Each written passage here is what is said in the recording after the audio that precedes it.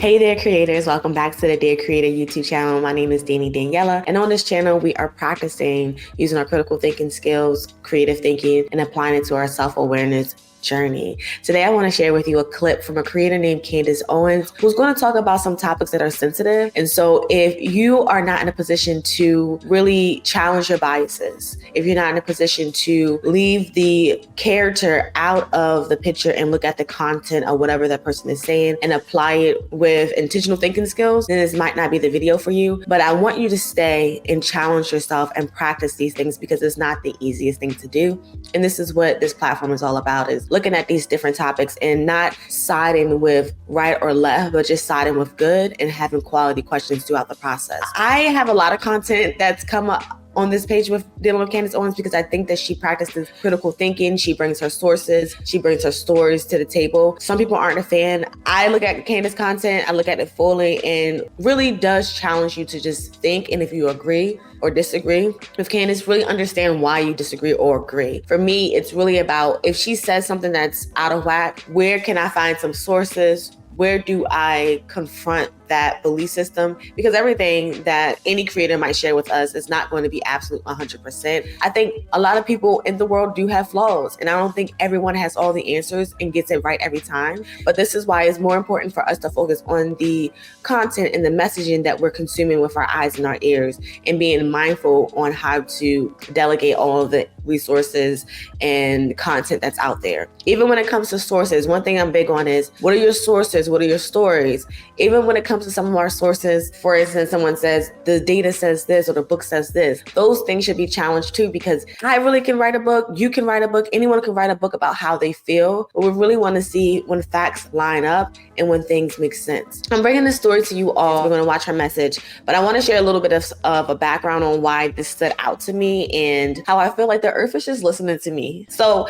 I've been living my life, and as I live my life, I had decided that I have children and I do not think I'm ready for more children. I'm still learning my children and being the best mother that I can be in the United States of America with all the American things. With the understanding that I have children, I don't want any more children right now. And so I decided to get on birth control. I've never been a fan of the idea of birth control or any medicines that I really don't understand. If I don't understand it, I don't just try it out. But there was non-hormonal birth control called the copper IUD that I wanted to try because I heard good things about copper. I felt comfortable with it not having any hormones. And so I tried the IUD. This was a few years ago, and I've been on the IUD for maybe about 4 to 5 years. And I haven't had any major issues. I haven't had the cramping that people talk about. All of my cycles are consistent throughout the year. I wasn't having heavy bleeding. Everything was pretty normal. But something in my spirit just said, it's time to take this out. And I don't know why, but I just felt like I just need to take it out. And sometimes when I have something in my mind, like, I'm going to take it out now. Like, I need to take it out now. So I'm thinking to take it out. I make an appointment, and then when I make the appointment, the provider is sick when I get there, and I'm like, oh, and I don't know, like that feeling of like, I'm about to get it out and not being able to get it out was like, I'm a little child, I want it out now. So I couldn't get it out now, but I called around and I found a source that was able to help me. It was Planned Parenthood, and they were able to take it out. So I went to Planned Parenthood and I got the IUD removed, and I had a great experience. The customer service there was nice. They seemed very friendly, and I really appreciated my time there. A little bit of backstory about my research. So when I decided I wanted to take it out, I wanted to know if the changes that were happening in my body had anything to do with the copper IUD. Some of the changes that I started to realize in the past 2 or 3 years is my mood has, not even my mood, but it just feels like things just got a little darker. And then my response to things were just like, wow, the world is dark. So I'm not sure if the world is just getting darker, or I just felt like I can tap into a little bit more depression more easily than I have before. And so that's one thing that stood out to me. Just being able to lose weight just seemed a little bit more challenging than it has in the past. And these could be other outliers like my age and my eating habits, because I like a lot of stuff. But this is a little bit different because I know my body enough to know that I should be okay with losing weight. And the understanding is that when it doesn't have any hormones in it, it shouldn't have a problem. So although I could justify that the things that were happening had nothing to do with the IUD because I didn't have any bad experiences that I could take from it, something in my spirit says, take it out. Take it out. Try it. Trial and error to see if there's a difference when you take out your IUD. And that's what I'm doing. I took it out and I'm trialing and error to see if there's a difference that has been made in my life. And this could be all in my head. When someone says, oh, the spirit told me, sometimes you look at different people, well, the spirit didn't tell me that, but the spirit told me that. And in my spirit, and this is sometimes when we have our solutions, we have our experience, and we tell our stories, some of us do have a high connection with our creator, our source of belief, the intuition that allows us to navigate this earth. We can bring all the data, we can bring all the books and the history. It's really about having a better connection with yourself and looking at your experience with discernment. So anyway, that's my source, is that it was just my spirit. My spirit said, take it out. I didn't have any proof, evidence that this copper IUD was harming me in any way, but something was just like, take it out. And it's just very random, like just take it out. So I get it taken out. I go to Planned Parenthood. Everything is working well. And I was nervous about this because when I was performing research to see if there was anything wrong with the copper IUD, I don't see any issues as much as I see with the other hormonal birth control pills. You don't really see that much content about the copper IUD beyond the fact that you have heavy periods and your periods could be longer than usual, but there wasn't anything crazy. Then I came across a video where the content creator mentions that there was a lawsuit out for the IUDs and people had IUDs embedded into their organs and it was getting stuck and there were fragments. So when you took it out, it was time to get a lawsuit together if you had fragments. And so when I took it out, everything was perfect. She could see my strings. Sometimes strings couldn't be visible, so they had issues there. I'm saying all of this and telling all the story because after I took my IUD out, the next day, I get on the Instagrams of America. And this is the video that pops up in my newsfeed. I said, well, did y'all watch me go to the Planned Parenthood? Was y'all watching me? Or did y'all just track my thing and then was like, oh, this would be good content for her? I don't know. But it's just weird that this video came up and I want you all to watch it with me. And then I want to apply some critical thinking assignments at the end for those who are on one side or the other. Let us know in the comment in the most mindful way where you stand when it comes to birth control. How do you respond or react to the content creator's message here about birth control? Are you willing to provide any sources that refutes or confirms anything that the creator is sharing in the message? My only story is I just had the spirit, and that's not enough evidence for a lot of people in America. The spirit just told me, and I don't know if that's going to work, but I'm interested in people engaged in this conversation with me because.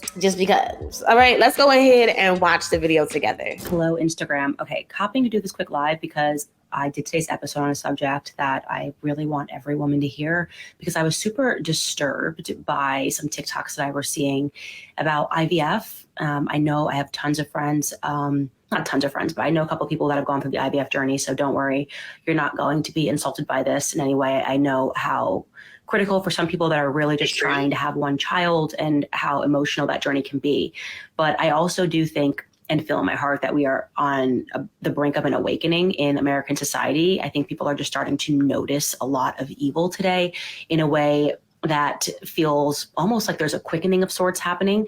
And I'm just hopeful that if people hear me say this, they will at least begin their own journey, because one of the reasons why so much evil has been allowed to happen in America is because they're editing history in real time, right? The ADL, Wikipedia, all of this exists not to actually educate you, but to give you a very shallow interpretation of history as they slowly modify it and make it very difficult to find any real information, because real information exists in books still. And so they're able to make you think that you are looking something up and becoming educated, when in reality, what they're doing is slowly brainwashing you. So a token of your education is actually you being brainwashed, hence the public education system altogether, where we're now learning that 40% of students in America cannot pass a basic reading test. That is intentional, right?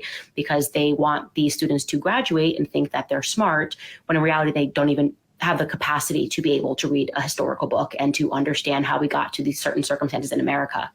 Anyways, going back to how this relates to IVF, I was very shocked to see women, even doctors, getting on there. And there was one woman who was on today's episode. I put it in my bio and the link. Please watch it. It's that important.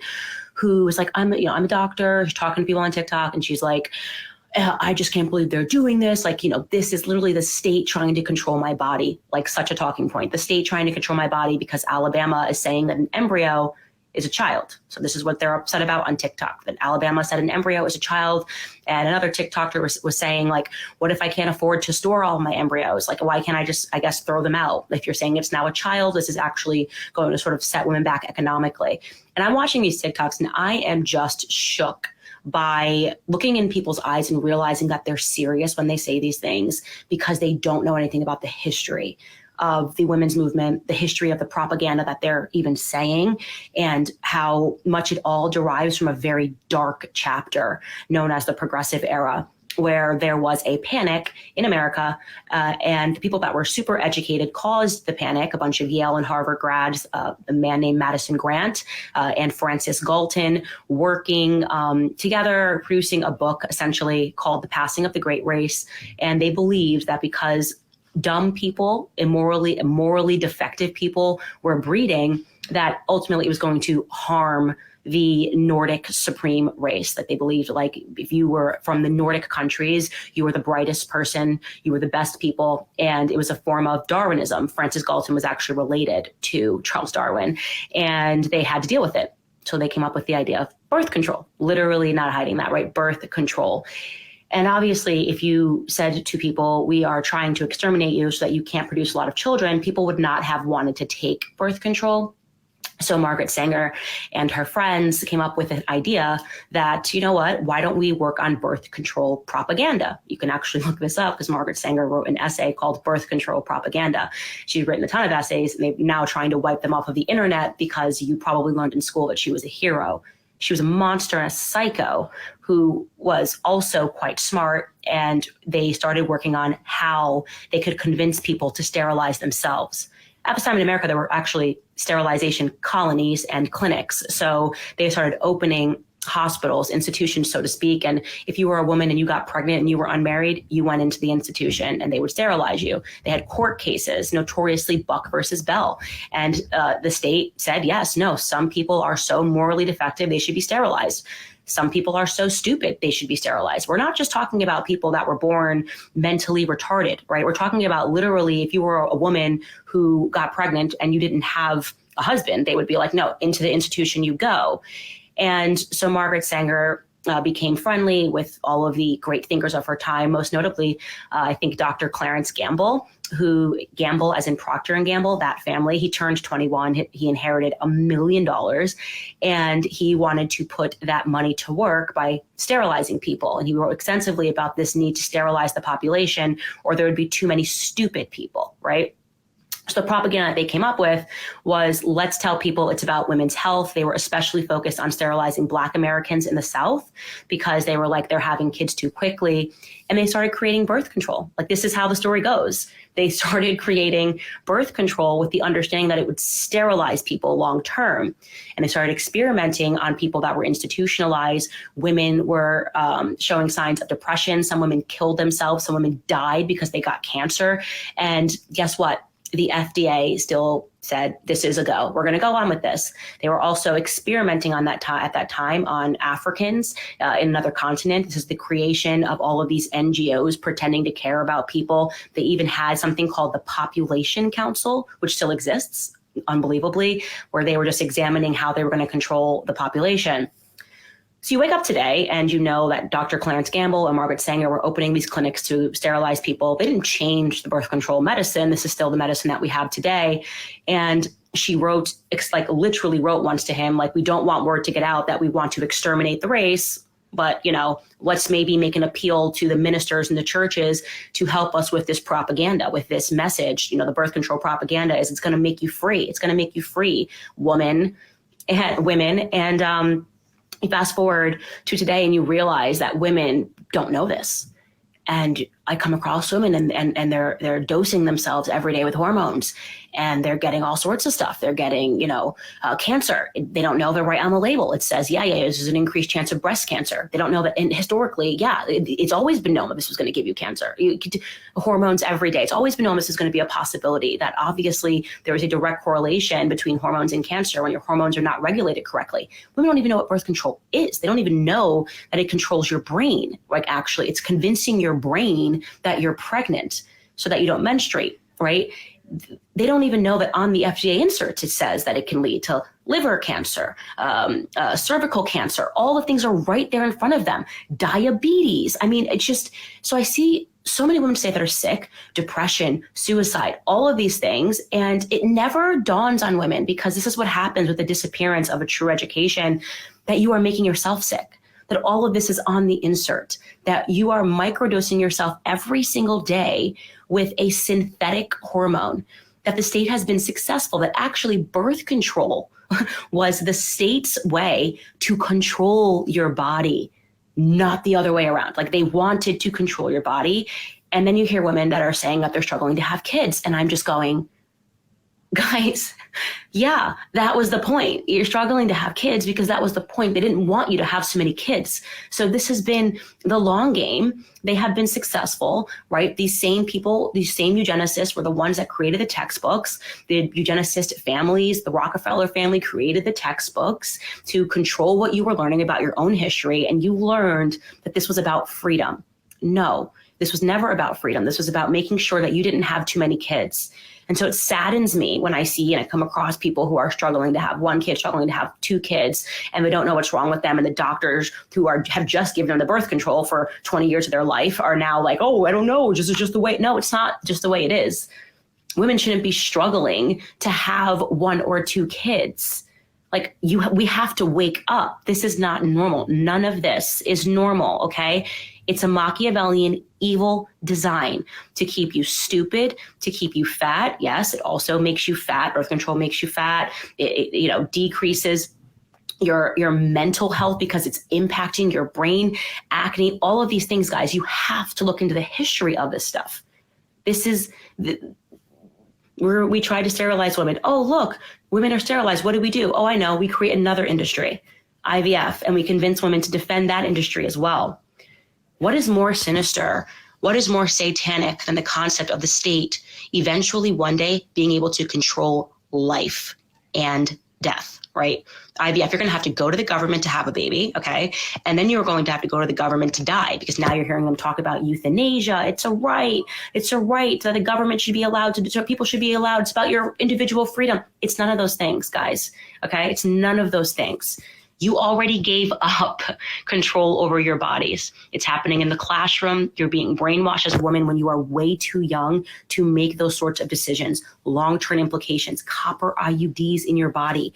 So insane. This is an actual fact that Margaret Sanger bailed out a Jewish OBGYN from prison in Nazi Germany because she wanted him to come over because he had created the first IUD. And she was like, that's great. And they opened a birth control clinic going after low-income families in New York. He's Grafenberg. Look him up. You ever heard of G-Spot?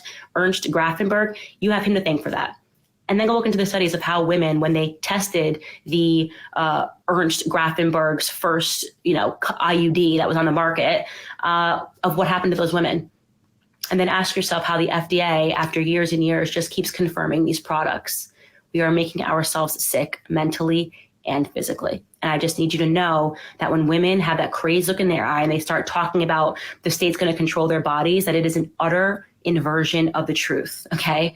Actually, we need to go back to the state not controlling our bodies. I am against birth control, personally. I've always known something was suspect about it. I'm glad I had that innate thing. I am against really all drugs, honestly. When you look into it and the history of how they get confirmed by the FDA, you will realize that there is a medical cartel and they benefit by keeping us sick. So that is my rant for today. Today's episode, we will talk about the history of Margaret Sanger and other stuff that's going on. Again, the link is in my bio, but I can't look at women who are constantly sick, confused, don't know what it is, but never once think that it's the birth control that was literally designed to make you that way. That is all. Love you guys. I see people commenting, but I will try to do, live more often, because I think it's been like over a year. This is my first one on Instagram.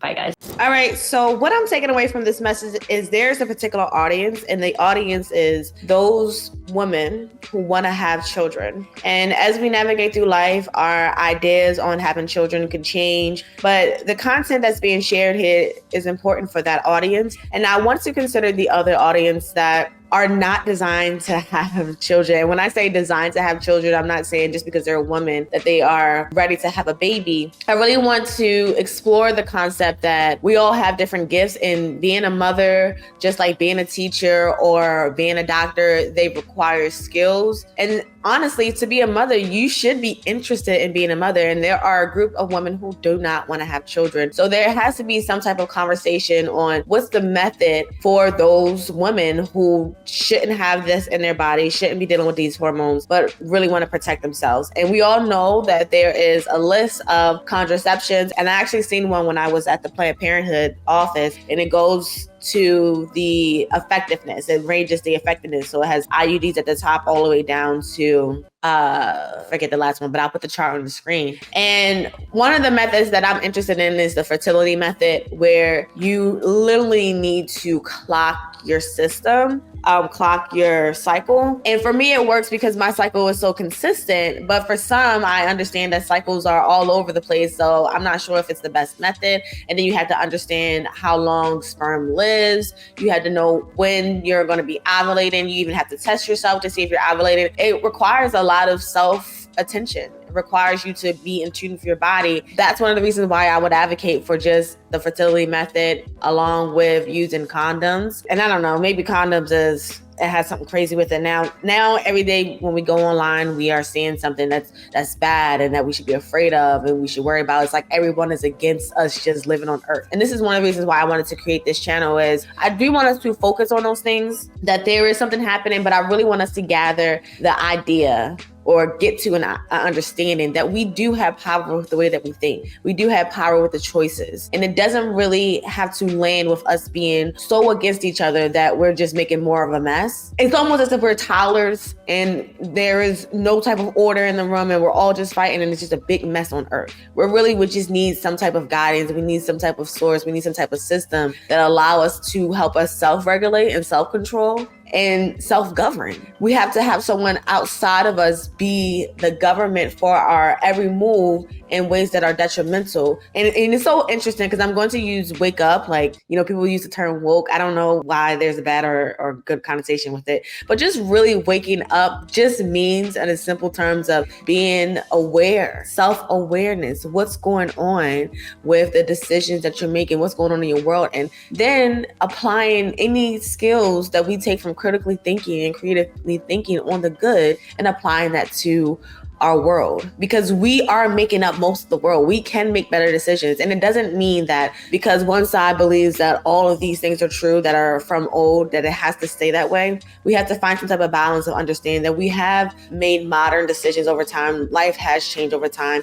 And if life was so good at one point when times were old, that it should have just stayed that way. So there is some flaws on both sides. So maybe we need to find some type of system where we understand that we can take from a progressive thought and also the old thought and find where we actually find the solution. Let's say we go back to the old thought where one particular time on Earth, they thought that it was okay to take a group of people and kill them, and to spank them and to ruin their families and to feed babies to alligators. They thought that that was an okay decision to make. This is why we have progressive ideas. It's because you have to shift that idea. They thought the way of old forever. Then my baby might be eaten by an alligator right now because I am labeled as Black in America. And at that time, babies were getting eaten by alligators. Anything that can be challenged for how it contributes to humanity. And if that contribution to humanity is negative and doesn't help us,